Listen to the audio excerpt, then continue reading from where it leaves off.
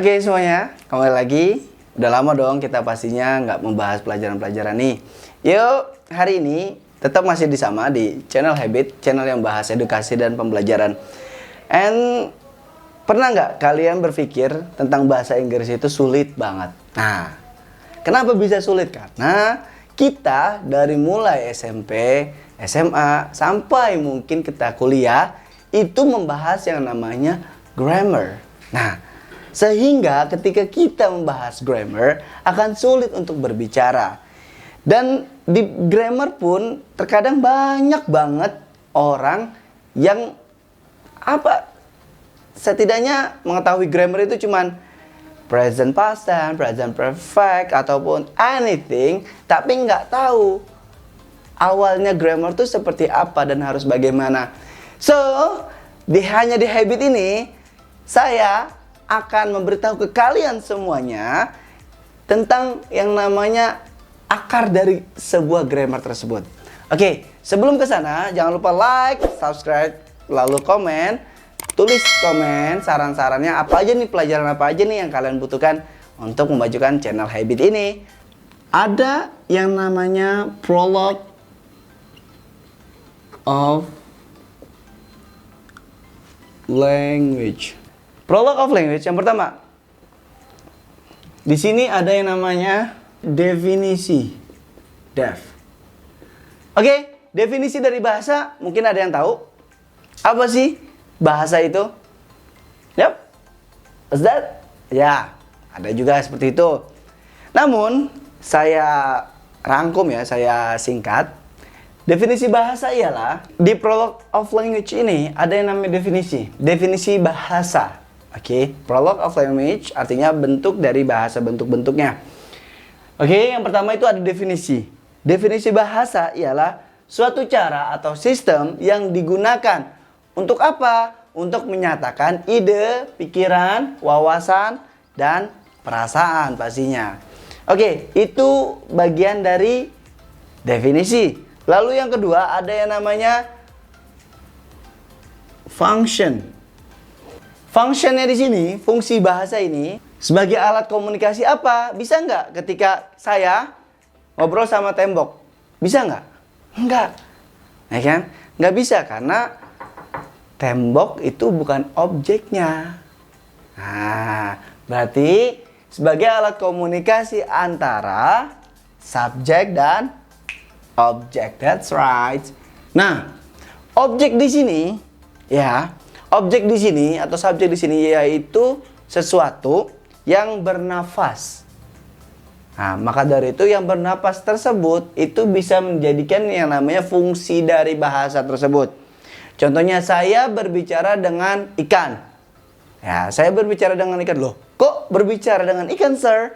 Nah, ikan tanpa kita memang kita nggak tahu bahasa ikan itu apa, tapi ikan itu akan mengerti apa yang kita katakan. Contohnya ketika kita ngasih makan, come in, atau dengan kucing, ya. Lambat laun ikan itu akan tahu, atau kucing itu akan tahu tentang kita mau ngasih makan dia, kita bentak dia.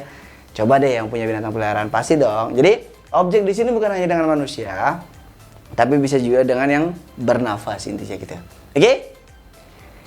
Ada definisi, ada fungsi, yaitu ada yang namanya kind. Jadi ada definisi, ada fungsi, yaitu ada kind. Kind artinya apa? Yaitu jenis. Jenis bahasa itu ada apa aja sih? Apa? Bukan yang namanya bahasa Jawa, bahasa Sunda, itu enggak. Itu bukan jenis. Jenisnya ini cuma ada 3. Yang pertama yaitu isyarat. Yang kedua, tulis. Yang ketiga itu lisan. Di isyarat, bahasa Inggrisnya sign gesture. Yang kedua, tulis written. Yang ketiga, lisan spoken. Oke. Nah, isyarat, lisan, tulis. Isyarat, ketika ada orang yang bisa bahasa isyarat, yang bisa bahasa isyarat. Nah, Nah, itu bahasa isyarat untuk difabilitas ya. Untuk kita berbicara dengan difabilitas itu menggunakan sign gesture. Contohnya di berita-berita sekarang juga di TV-TV itu ada kan yang di bawahnya gitu-gitu ya.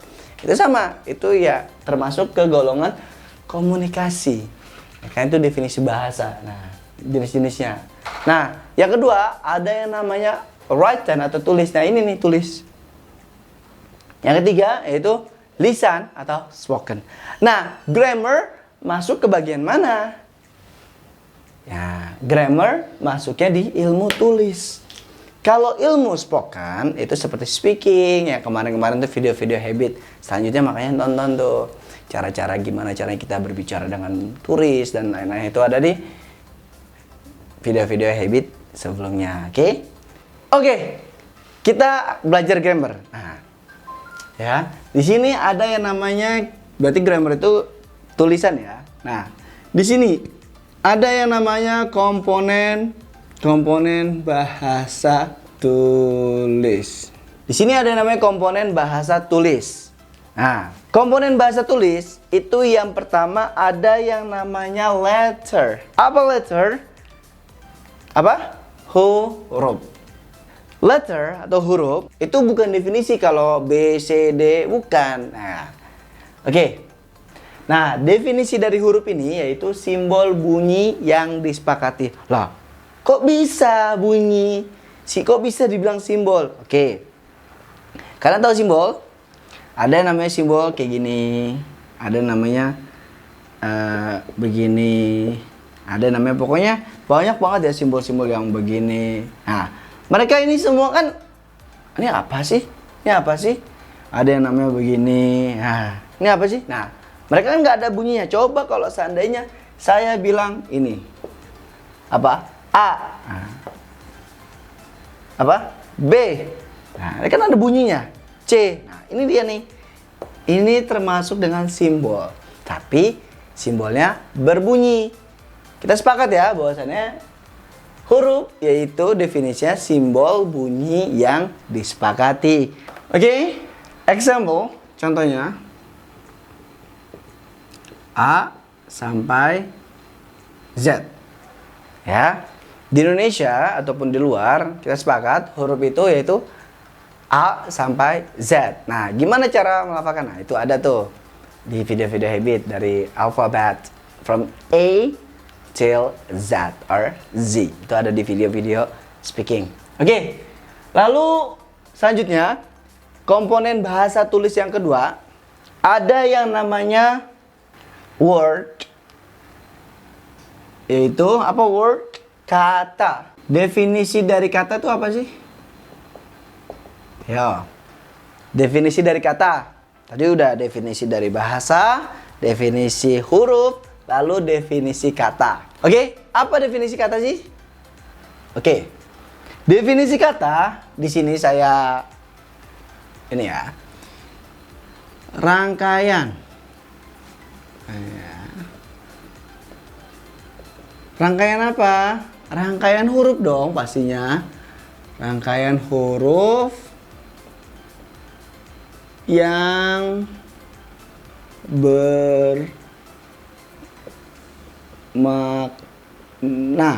Yap. Nah, sekali. Rangkaian huruf yang bermakna. Oke. Kok bisa? Iya dong. Dari contohnya saya. Kita rangkai itu S-A-Y-A. S-A-Y-A. Saya. Nah, itu kan punya makna tuh. Artinya saya diri sendiri. Ada maknanya. Kamu. K-A-M-U. Kamu. Inilah definisi dari kata. Rangkaian huruf yang bermakna. Oke, contohnya di bahasa Inggris apa sih kata itu? Contohnya bahasa Inggrisnya. Maksudnya contoh-contoh di bahasa kayak tidur. Apa tidur bahasa Inggrisnya? Sleep. Makan. Eat.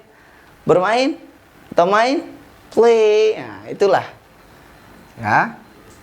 Eat. Kita contohnya. Eat. Nah. Tapi jangan salah. Ada loh. Di bahasa Inggris itu satu huruf bisa menjadi kata. Coba pikirin dulu huruf apa itu. Sudah mikirnya? Sudah mikirnya? Huruf I. Lah kok huruf I? Coba huruf I di bahasa Inggris artinya apa? Saya. Benar banget. I. Itu artinya saya. Exception kecuali ya. Ini ya pengecualian. I. Ada lagi huruf yang lain? U. Bukan U. Jangan U. Bukan, jangan kayak anak alay ya. U, mentang-mentang U jadi U. Enggak, itu kan 3 kata. Y, O, U. Jangan U. Jangan love U, I, lope U, bukan ya. Awas. Oke, kata apa lagi?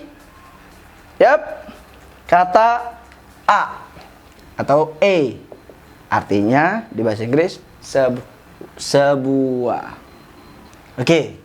Jadi ini saja yang dapat saya berikan. Jadi saya ingin memberikan atau ingin memberitahu kalian bahwa grammar itu kita harus dari akarnya. Bukan langsung tentang past tense, perfect tense, perfect continuous tense, itu bukan dari sana. Hancur yang ada. Oke, saya akan menjelaskan grammar itu dari akarnya terlebih dahulu, yaitu prologue of language. Yaitu ada yang namanya definisinya, bahasa, jenisnya, dan segala macam. Yaitu kita bahas tentang yaitu kita lanjut tentang komponen bahasa tulis. Komponen bahasa tulis itu yang pertama ada letter, kedua word. Letter, huruf, definisinya, simbol bunyi disepakati. Word, kata, definisinya rangkaian huruf yang bermakna. Oke, sampai di sini aja. So, see you. Have a nice day. Bye.